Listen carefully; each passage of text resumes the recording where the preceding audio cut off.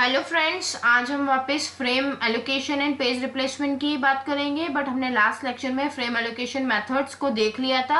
इस लेक्चर में हम बात करने वाले हैं पेज रिप्लेसमेंट के टाइप्स की, क्या कौन कौन सी मेथड है। सो पेज रिप्लेसमेंट एल्गोरिथम दो टाइप की है हमारे पास, लोकल एंड ग्लोबल।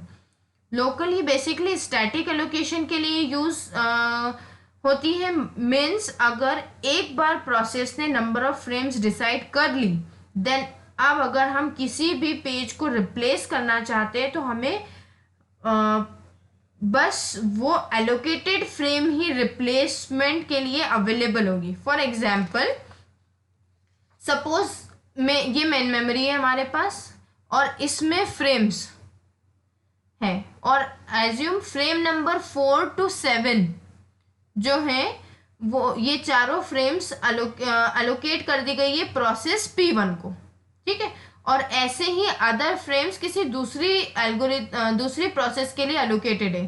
सो अब लोकल एल्गोरिथम क्या करेगी कि सपोज प्रोसेस P1 की इन चार फ्रेम में से चार फ्रेम में चार पेजेस हैं, जैसा कि आप यहाँ पे डायग्राम में देख रहे हैं। ठीक है, और अब न्यू पेज लोड हो रहा है P5, किसका? प्रोसेस P1 का ही।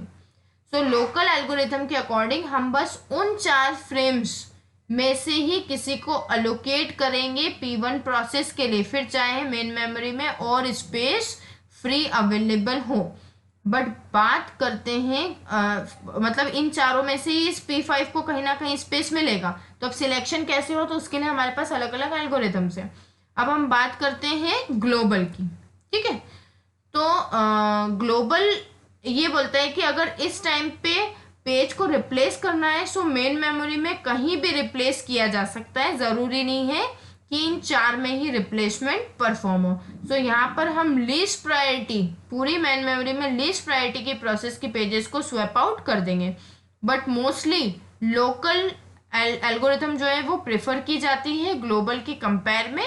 इसका रीजन ये है कि ग्लोबल हमेशा परफॉर्मेंस को बढ़ाएगा, ये जरूरी नहीं है। सपोज हमारे पास एक प्रोसेस है जो कि हाई प्रायोरिटी की है और ये ग्लोबल एलोकेशन भी यूज कर रही है, और प्रोसेस को एक इंस्ट्रक्शन एग्जीक्यूट करने के लिए 10 फ्रेम्स की रिक्वायरमेंट है। हम ये सिनारियो देख लेते हैं। हाई प्रायोरिटी की प्रोसेस है, प्रोसेस को इंस्ट्रक्शन एग्जीक्यूट करने के लिए 10 फ्रेम्स की रिक्वायरमेंट है, और हमारे पास मेमोरी में 9 ही फ्रेम्स है, और इन 9 फ्रेम्स में भी ओनली 2 फ्रेम इस प्रोसेस को अलोकेट है। सपोज वो प्रोसेस कौन सी है? P1। तो ये 9 फ्रेम है और 2 फ्रेम तो P1 को अलोकेट है, बाकी के 8 फ्रेम और अंदर आना चाहती है, और यहाँ पे जगह कितनी है? 7 ही, हमारे पास 7 ही रिमेनिंग फ्रेम्स है।